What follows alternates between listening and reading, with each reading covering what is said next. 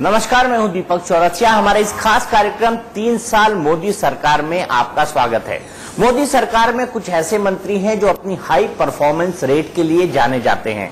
मोदी जी का सबसे ज्यादा जोर इंफ्रास्ट्रक्चर पर है, इसीलिए उन्होंने सुरेश प्रभु जी को रेलवे मिनिस्टर बनाया है। हालांकि सरकार जब बनी तो वो भारतीय जनता पार्टी में नहीं थे, लेकिन प्रधानमंत्री उनके काम से इतने प्रभावित थे कि उनको वो बकायदा न केवल कैबिनेट में लेकर आए बल्कि बीजेपी ज्वाइन कराई और राज्यसभा से भारतीय जनता पार्टी की सीट भी दी। सुरेश प्रभु जी, आपका बहुत बहुत स्वागत है। मैं आपको सालों से जानता हूं। ये जानना चाहता हूं कि पिछले जितने वक्त से आप रेल मंत्री बने हैं, कितना इंफ्रास्ट्रक्चर बढ़ा है, क्योंकि आपका सबसे ज्यादा फोकस है इंफ्रास्ट्रक्चर पे और कंज्यूमर्स पे। इसी को ध्यान में रखते हुए हम लोगों ने इस साल में सिर्फ 2855 किलोमीटर लाइन, 2013 किलोमीटर का विद्युतीकरण, 1306 आरओबीज और 45 फ्रेट टर्मिनल्स बने। आपको यदि याद होगा तो हमारी बड़ी मात्रा में जो इंफ्रास्ट्रक्चर है वो बहुत ही ओवर यूज्ड है। इसके लिए कैपेसिटी यूटिलाइजेशन ज्यादा होता है तो देरी हो जाती है, ज्यादा ट्रेन नहीं दौड़ सकती, जो दौड़ती है वो भी अपने समय निर्धारित समय पर पहुंच नहीं पाती। तो इसी समस्या को हल करने के लिए डबलिंग और ट्रिपलिंग का एक बहुत बड़ा कार्यक्रम ने हाथ में लिया, जिसको हम कह सकते हैं कि ऐतिहासिक इसीलिए है कि पिछले 70-75 साल में हम लोगों ने 20,000 किलोमीटर से कुछ ज्यादा डबलिंग किया था। हमने सिर्फ 2.5 सालों में 16,500 विद्युतीकरण करने के फैसले का निर्णय, जिसको हम कह सकते हैं कि ऐतिहासिक इसीलिए है कि पिछले 70-75 साल में हम लोगों ने 20,000 किलोमीटर से कुछ ज्यादा डबलिंग किया था। हमने सिर्फ 2.5 सालों में 16,500 विद्युतीकरण करने के फैसले का निर्णय कर दिया। उसके लिए पूरी स्वीकृति हो गई। साथ ही में विद्युतीकरण सिर्फ 42% हो चुका है, उसको हम अगले 5 साल में डबल करेंगे। जो भी मीटर गेज लाइन है सबके सबको हम ब्रॉडगेज में कन्वर्ट करेंगे, उसके लिए भी स्वीकृति कर दी गई है।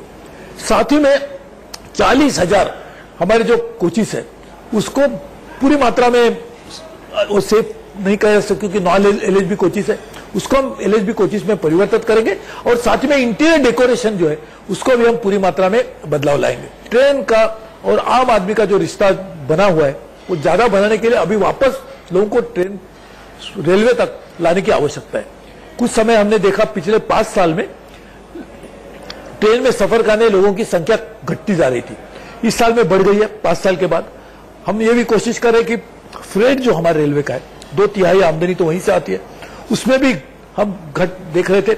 उसमें भी आज पहली बार हमने काफी समय के बाद हमने भी उसमें बढ़ोतरी पाई है।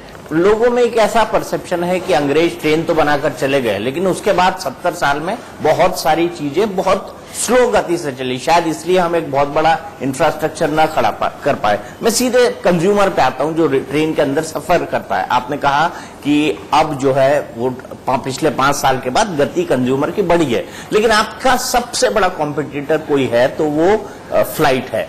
अब प्रधानमंत्री जी ने एक सस्ता किराए की स्कीम चालू की है कि 2500 रुपए में आप 1 घंटे का ट्रैवल कर सकते हैं, उसमें सब टैक्स वैक्स सब शामिल होंगे। आप इससे कैसे कॉम्पीट करेंगे, क्योंकि फ्लैक्सी किराया कभी कभी बहुत ऊपर चला जाता है अगर किसी को अर्जेंसी में जाना हो तो।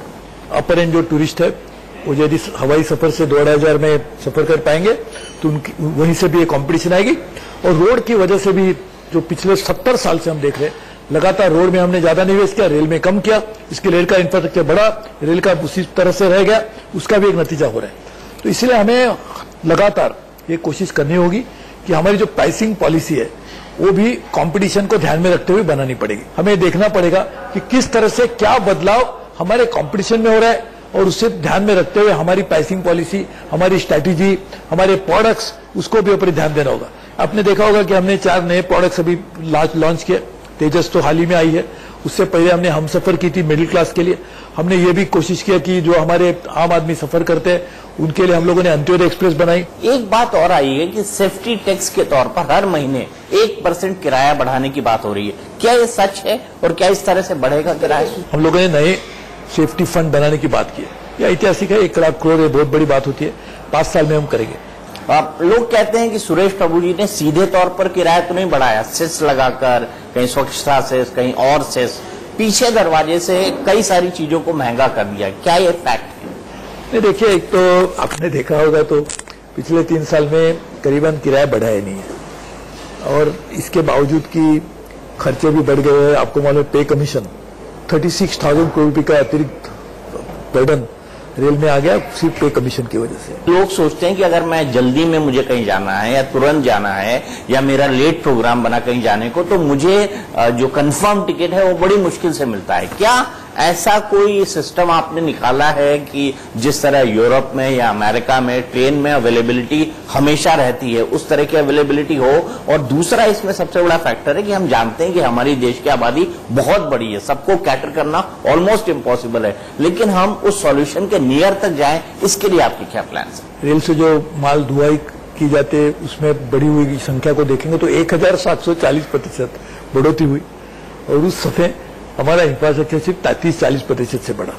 तो आज जो आपूर्ति और मांग, इसमें जो महद अंतर बन गया है, उसकी वजह बुनियादी यह है, पिछले 3 सालों में 4,10,00,000 अतिरिक्त हम लोगों ने सीट्स या बर्थ उसकी संख्या बढ़ाई, लेकिन फिर भी मांग तो ज्यादा बढ़ी है।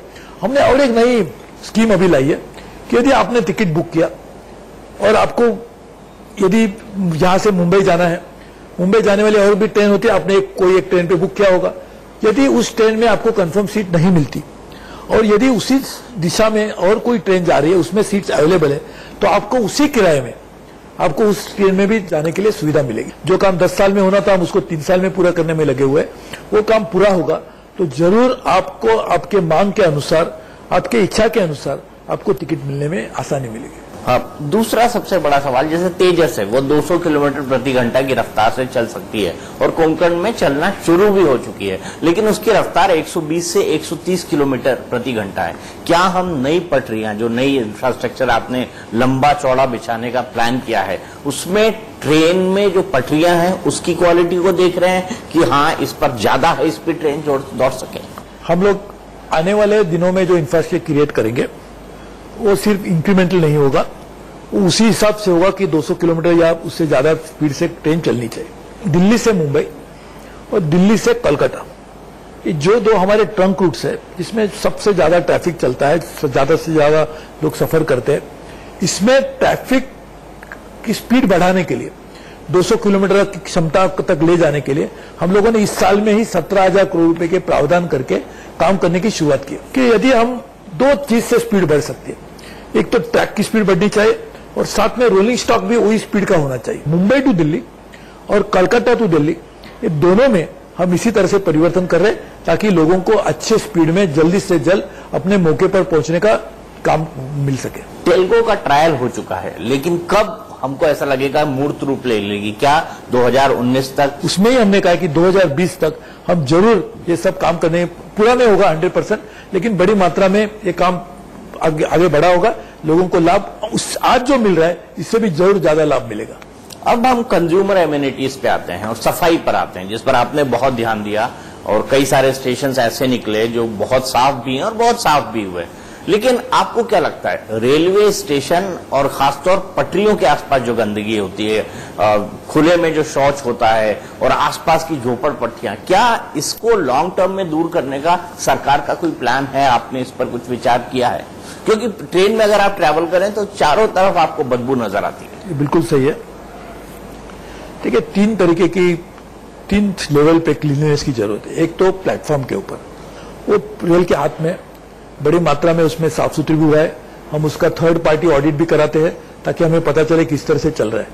दूसरी, जब आप सफर करते हैं उस ट्रेन में, हमने बहुत सारे ट्रेन के ऊपर क्लीन माई कोच सर्विस चालू की है। उसके अलावा भी अभी जो ज्यादा से ज्यादा ट्रेन कवर हो उसके लिए भी एक नया कार्यक्रम बनाया गया, तो ये एक बड़ी मात्रा में उसमें भी क्लीननेस आ गए। तीसरी बात है ट्रैक के दौर पे, इसमें आपने जैसे सही कहा कि जहां जहां पर और सभी जगह पर ज्यादा करके रेल की जमीन पर अतिक्रमण हो चुका है, वहां पे झुग्गी झोपड़ियों के लोग भी रहते हैं और लोग भी रहते हैं। लोगों का कहना है उनको मानवता की तरफ से देखना चाहिए। मैंने इसके ऊपर अभी हम लोग नीति बना रहे कि हम राज्य सरकारों को कह रहे कि हम उनका पुनर्वासन इस तरह से करें ताकि रेल की पटरियों के आसपास वो लोग जो रहते हैं उनके फैमिली को भी खतरा है, तो इसीलिए उनका पुनर्विकास करना, उनको निवास करना ये मैं मानता हूं एक बहुत बड़ी चुनौती भी है। दूसरी सबसे बड़ी बात कि एक कंज्यूमर या एक पैसेंजर की रिस्पॉन्सिबिलिटी, जैसे हमने अभी देखा कि तेजस ट्रेन पहले दिन चली, कुछ लोग हेडफोन उठा ले गए, कुछ लोगों ने एलसीडी स्क्रीन तोड़ दी। ये कॉमन टेंडेंसी है, हमको यहां तक कि बाथरूम में चेन लगा के डब्बा रखना पड़ता है। क्या रेलवे इसके लिए कोई बहुत बड़ी अवेयरनेस ड्राइव या कैंपेन चलाएगा? लिखा तो रहता है कि रेलवे की संपत्ति आपकी संपत्ति है, लेकिन जो ड्यूटी कर रहे होते हैं क्या उनका ध्यान नहीं होता है? क्योंकि हर ट्रेन में बाकायदा जो रेलवे से जुड़े अधिकारी हैं पुलिस के, उनकी ड्यूटी लगती है। आपको इसके क्या कारण दिखते हैं? और ये सामाजिक समस्या तो है ही, इसके लिए अवेयरनेस कैसे करेंगे? ये अवेयरनेस क्रिएट करने के लिए हम लोगों ने एक अभियान चलाया है। इसमें हम लोगों ने कॉलेज के विद्यार्थी, हम लोगों ने स्कूल के स्टूडेंट्स, साथ ही में रिलीजियस ऑर्गेनाइजेशन, वो लोग खुद जाके क्लीनिंग कर रहे हैं। साथ ही में कुछ एनजीओज है, वो एनजीओ जाके स्टेशन के ऊपर खड़े रह के लोगों को हाथ जोड़ के काम कर रही है। हम लोग मिल के मीडिया और social service organisation, religious organisation, educational institution, ये सब लोग मिलकर यदि हम काम करते हैं तो हम जरूर उसमें कामयाब रहेंगे। एक और चीज, लोग कहते हैं कि ट्रेन में आप बैठते तो टाइम पर है, लेकिन पहुंचते कभी टाइम पे नहीं है। इस लेट लतीफी की वजह क्या है और ये कैसे दूर हो सकती है? एक तो आपको देखा होगा कि जो बड़े लोग ज्यादा कहाँ देरी होती है, जैसे दिल्ली में ट्रेन आ गई, मुंबई में ट्रेन पहुंच गई, कलकत्ता में गई, तो जो बैंगलोर में भी यही स्थिति है, बहुत सारे शहरों में जब ट्रेन वहां पर आती है तो प्लेटफॉर्म पे आने के लिए जगह नहीं होती, क्योंकि जितनी क्षमता है प्लेटफॉर्म हैंडल करने की, उस क्षमता के ज्यादा ट्रेन आ रही है। तो इसको क्या सोल्यूशन है? एक तो जो हम इंफ्रास्ट्रक्चर करे हुए एक बात, दूसरी हम लोग नए टर्मिनल बना रहे कि जहां जहां पर नए टर्मिनल्स बनेंगे तहां तक ट्रेन ली जा सकती है। आखिरी दो सवाल मैं पूछता हूं आपसे। एक चीज तो ये कि क्या फ्लैक्सी किराए को रोकने का कोई आपका प्रस्ताव है या उसको बदलने का? और दूसरा, क्या ट्रेन किराए बढ़ सकते हैं? क्योंकि एक संभावना ये भी जताई जा रही थी कि अगर आपको अच्छी फैसिलिटी चाहिए तो आपको पे करने का मादा तो होना चाहिए। उसके लिए भी हम लोगों ने नॉन फेयर रेवेन्यू, जो रेलवे में पहले कुछ नहीं था, हमने इस साल में 80% बढ़ाया कि जो पैसेंजर से नहीं, फ्रेट वालों से नहीं, नॉन फेयर रेवेन्यू, फिर वो एडवर्टीजमेंट हो या लैंड के मोनिटाइजेशन हो या सॉफ्ट असेट का मोनिटाइजेशन हो, ये सब चीज हम कर रहे हैं। उसके लिए अगले 10 साल में भी हम 40,000 करोड़ से भी ज्यादा लाएंगे। टेलगो का क्या होगा सर? कितनी जल्दी टेलगो हमको मूर्त रूप में देखने को मिलेगी? टेलगो ट्रेन का ट्रायल हो चुका है, वो एक सिंगल वेंडर है।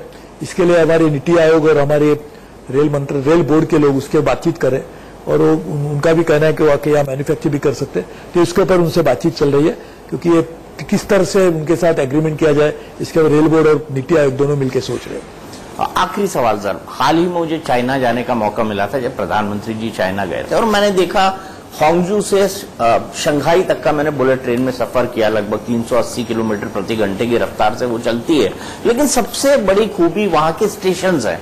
उसको अगर आप देखो तो ऐसा लगेगा हांगजू का स्टेशन एशिया का सबसे बड़ा स्टेशन है, उसको देखेंगे तो आप दूसरा कोना देख नहीं सकते हैं। तो क्या जो स्टेशन की मॉडर्नाइजेशन की आपकी योजना है, उसको और बेहतर बनाने की योजना है, उसमें मॉल बनाने की योजना है, ऐसे कितने प्रोजेक्ट 2019 तक खत्म हो जाएंगे? और बुलेट ट्रेन का कमीशन बन गया है, कब तक आप उसकी फिजिबिलिटी स्टडी कर रहे हैं? स्टेशन डेवलपमेंट के लिए बिड्स ओपन करने का काम भी शुरू हो गया है। 23 स्टेशन के ऊपर बिड जल्द से जल्द खोले जाएंगे, तो हमारी ये उम्मीद है। और साथ में एनबीसीसी जो है, उनको अभी हमने 10 स्टेशन डेवलप करने के लिए दे दिए। हमारे जो इरकॉन है, उनको भी हमने 2 स्टेशन डेवलप करने के लिए दिए। मुंबई रेल विकास निगम लिमिटेड है, उनको कहा 5 स्टेशन आप डेवलप कीजिए। यानी अलग अलग तरीके से प्राइवेट पब्लिक पार्टिसिपेशन से भी, पीएसयू के तरफ से भी, स्टेट गवर्नमेंट के साथ में मिलकर भी, और हम लोगों ने मिनिस्ट्री ऑफ अर्बन डेवलपमेंट के साथ भी समझौता किया है, ताकि उनके पास जो स्मार्ट सिटीज है, हर स्मार्ट सिटी में भी एक स्मार्ट स्टेशन बनाने के लिए भी काम करे। तो हमारी ये पूरी उम्मीद है एयरपोर्ट जैसा है, एयरपोर्ट से भी अच्छा स्टेशन बनाया जाए, उसकी प्रक्रिया जारी है। एक चीज मैं भूल गया, उसको मैं फिर से रेफरेंस में करूंगा। लोग, हमारे दर्शक खासतौर पर पूछते हैं कि सुरेश प्रभु जी हमेशा अपना ट्वीट देखते रहते हैं, क्योंकि कभी आप दूल्हे दुल्हन की शादी कराते हैं, कभी आप दूध पहुंचा देते हैं। ये संभव कैसे होता है? क्योंकि एक आदमी के लिए विजिबली इतना करना, क्योंकि आप खुद, मुझे पता है आप वर्कोहॉलिक हैं, बहुत ज्यादा काम करते हैं, कैसे संभव हो पाता है? एक तो मैं आपको सही बता रहा हूं, जब तक आप खुद नहीं कुछ काम करते तो उसका नतीजा आपको नहीं मिल पाता।